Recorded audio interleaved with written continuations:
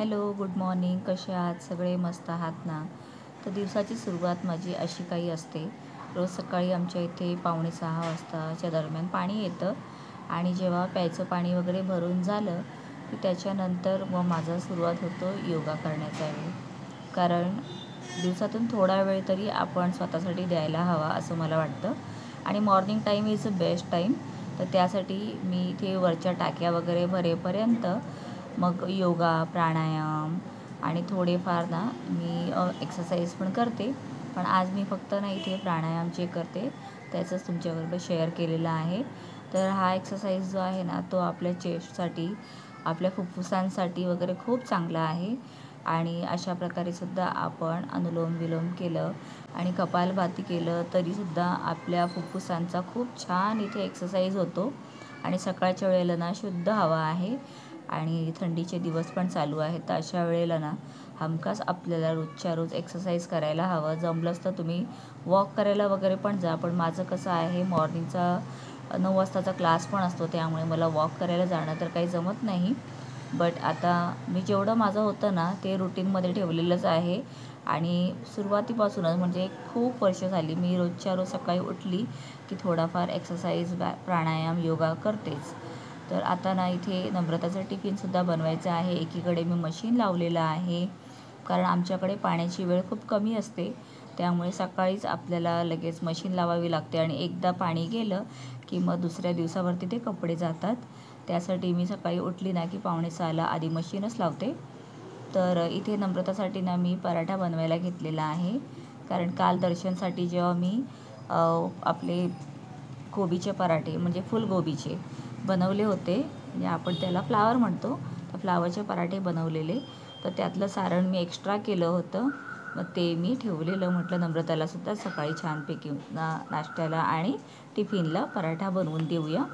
तर तेवढं माझं झालं. थोडंसं किचनसुद्धा क्लीन करून घेतलं आणि आता वरची छोटी मोठी कामं असतात ना आपली चालूच असतात. तर काही वेळेला ना मुलं जाताना प्रत्येक गोष्ट आपल्याला आठवण करावी लागते.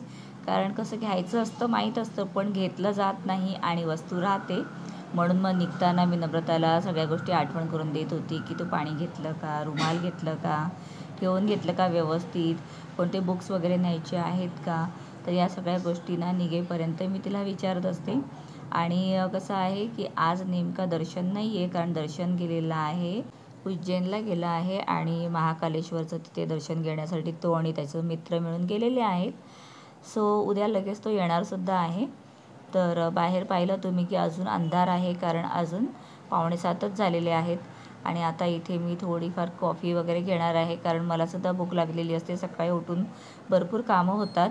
तर ते सगळं झाल्यानंतर ना आता क्लासला जाण्याच्या आधी मी सुद्धा नाश्ता वगैरे करून घेते.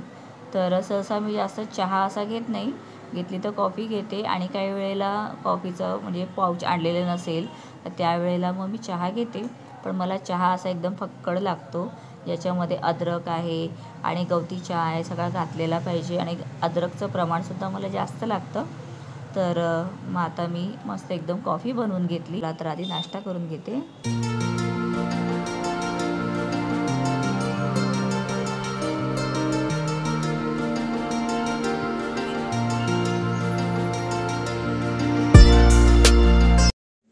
Hello, good morning. चला आता हे पहा, आता निघायची वेळ झालेली आहे माझी. त्याच्या आधी ना मी चेहऱ्यावरती आंघोळ झाल्यानंतर तेल लावते. तर हे आहे केरला व्हर्जिन कोकोनट ऑइल म्हणून लिहिलेलंच आहे इथे आणि शुद्ध अगदी आहे. तर जास्त काही नाही, फक्त आपल्याला 2-3 थेंब घ्यायचे, जास्त नाही. आणि हे पहा, चेहऱ्यावरती लावायचं. याच्याने आपल्या थंडीमध्ये चेहरा ना व्यवस्थित राहतो. आपले ड्राय स्किन जी होते ती होत नाही. हे का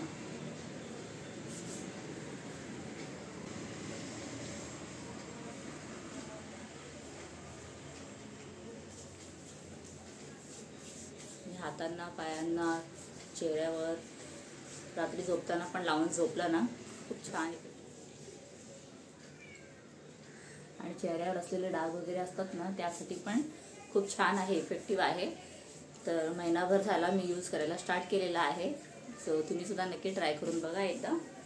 चला आता घरच्या कामांना थोडासा अल्पविराम लावते आणि मी क्लाससाठी निघते आणि तिथून आल्यानंतर मग पुन्हा तुमच्याशी भेटेन. तर आता निघायच्या आधी ना सगळ्यात आधी पाहायचं असतं मुलांसाठी पाणी वगैरे सगळं घेतलं आहे का नाही. सो चला, क्लासहून आल्यानंतर आता शूट करायला घेतलेलं आहे. आधी क्लासहून आली नाही की मी आमच्या सेकंड फ्लोअरवरती थोडा वेळ बसते, कारण तिथे ना छान ऊन येतं आणि सध्या ना मला कसं विटॅमिन B12ची आणि विटॅमिन Dची डेफिशियन्सी थोडी झाली होती. तर त्यासाठी मला सांगितलेलं की उन्हात वगैरे पण बसा, आणि मला ते आठवड्यातून एकदा जी पावडर खायचं असतं किंवा गोळी घ्यायची असती ते पण डॉक्टरांनी सजेस्ट केलेलं. तर ते करत होती, पण म्हटलं जर आपल्याला कोवळं ऊन मिळत असेल तर आपण त्यात बसलेलं बरं. सो इथे आता कारले वगैरे कट करून घेतले, कारण मी आज कारल्याची भाजी करते आणि आज नेमका दर्शन नाही आहे ना. तर मी आणि नम्रता आम्ही दोघे पण ना कारले खातो, तोच तेवढा खात नाही आणि त्याचे पप्पा तर कारल्याकडे पाहत पण नाही. सो इथे ना मीठ घालून ठेवल्यानंतर कारल्यांना छान पाणी सुटतं आणि त्यानंतर सगळं पिळून घेतलं आणि इथे कांदा टोमॅटोची फोडणी दिली, मसाला वगैरे घातला, आपला रेग्युलर मसालाच आहे. आणि आता ह्याला ना मी कुकरमध्येच बनवते आणि फक्त 2 शिट्यांमध्येच ना भाजी एवढी छान शिजते. आणि एकीकडे आता भाजी होते तोपर्यंत मी ना इथे उद्यासाठी मटकी भिजत घालते, कारण मटकी चांगली भिजली ना संध्याकाळपर्यंत की ती पाण्यातून काढून बांधून ठेवून दिली किंवा मग याच्यातच ठेवली तरी त्याला छान मोड येतात. आणि इथे थोडंसं माझं दूध खराब झालेलं, तर मी म्हटलं ते मी नासलेलं दूध सारखं सारखं गोड करून खायला पण होत नाही, म्हणून ठेवलं. म्हटलं थोडंसं याचं पनीर बनवून टाकेन, म्हणजे काय होईल की कधी थोडीशी भुर्जी वगैरे बनवली ना पनीरची की छान वाटते. तर असं माझं दुपारचं स्वयंपाकाचं चाललेलं आहे, कारण नम्रता आता थोड्याच वेळात ना शाळेतून आली की आम्ही जेवायला बसतो. तोपर्यंत मी सगळ्या वस्तू बाहेर आणल्या आणि हे शिंगाडे आहेत ना ते काल रात्रीच मी शिजवलेले. आणि ह्याची खास वैशिष्ट्य असं आहे की हे थंडीच्या दिवसातच येतं आणि ते आपण जास्त खायला हवं, कारण याच्यामध्ये ना असे तत्त्व आहेत की जे आपल्या हार्टसाठी चांगले असतात. आणि त्याचा तुम्ही पाहिला शेपसुद्धा ना हार्टचाच आहे. आणि कालच मी त्याच्याबद्दल भरपूर काय काय वाचलं, तर मला असं वाटलं की नाही आपण खरंच या वस्तू खायला हव्यात. सो आणि खायला पण छान वाटत होत्या, जसं आपण फणसाचे गर खातो ना आतले बिया असतात शिजवून, त्याच प्रकारे लागत होते. तर जर तुम्ही अजूनपर्यंत खाल्लं नसेल तर नक्की ट्राय करा. आणि आता इथे ना संध्याकाळच्या वेळेला नम्रताने सगळे कपडे जे बाहेरचे आहेत ते सगळे घडी करायला घेतलेत, कारण काही वेळेला ना काय होतं घाई गडबडीमध्ये ना बाहेरून कपडे आणले की ते नीट करून ना मी मशीनवरच ठेवून देते. मग आता सेग्रिगेट करून ते परत जागेवरती ठेवणं तेवढंच गरजेचं असतं.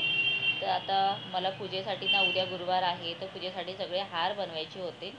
हां, आज मंगळवार आहे आणि परवा गुरुवार आहे, तर गुरुवारी खूप घाई होते ना, त्यासाठी मग मी आजच बनवते हार सगळे. आणि आताच्या पूजेला पण घालता येतील आणि नंतरसुद्धा मला उपयोगाला येतील, त्यामुळे ना माझी घाई चाललेली आणि मी विचार केला की सगळेच हार ना आजच बनवून टाकेन. फक्त फुलं जी असतात ना ठेवायची ती जरा वेगळी ठेवेन, बाकीचे मी सगळे टाकेन. आणि हार बनवून बसलेली तेव्हा ताईचा फोन पण आला होता. मग तिचं आणि माझं आपल्या व्हिडिओ कॉलमध्ये बोलणं चालू होतं. ती पण तिथे स्वयंपाक करत होती आणि मी इथे आपले हार बनवत होती, कारण नम्रताने सांगितलेलं की मम्मी स्वयंपाकाचं जे काही भाजी बनवायची आहे तर ते मी बनवेन. सो मी आज विचार केला की सगळेच हार बनवेन आणि मी ना इथे सगळ्यात मला वाटतं नाही नाही म्हणता म्हणता 7 ते 8 हार बनवले. साईबाबांच्या फोटोसाठी सुद्धा मोठा छान असा हार बनवला, तर गुरुवारी ना साईबाबांना तो मी घालेन. तर आता सगळं व्यवस्थित ठेवून घेते, कारण हे ना हार बनवल्यानंतर त्याचे धागे जे असतात ना ते अलगद बांधावे लागतात, नाहीतर मग काढताना ना ते पटकन तुटतात जेव्हा आपण गाठ ओपन करायला जातो. तर आज भरपूर मला वेळ मिळाला, त्यामुळे पहा माझं आठवड्याभराचं काम झालेलं आहे. आणि आता संध्याकाळची पूजासुद्धा मी एवढी छान करून घेतली, अगदी मनाला समाधान छान वाटलं. तर तुम्हाला कसा वाटलेला आहे पाहून माझा व्हिडिओ. आणि हो, यल्मा माता सगळ्यांना छान आशीर्वाद देवो हीच मनोकामना करते आणि सगळ्यांनी मस्त राहा, सगळ्यांना आनंद राहू दे हीच मी देवीकडे प्रार्थना करून माझ्या ब्लॉगचा शेवट करते आणि भेटते पुन्हा येणाऱ्या ब्लॉगमध्ये. आणि तुम्ही सर्वांनी वेळ काढून माझा ब्लॉग पाहिलात आणि छान मला सपोर्ट करताय त्याबद्दल खूप खूप धन्यवाद. लाईक नाही केलं तरी चालेल, पण एक कमेंट नक्की करा. Bye bye.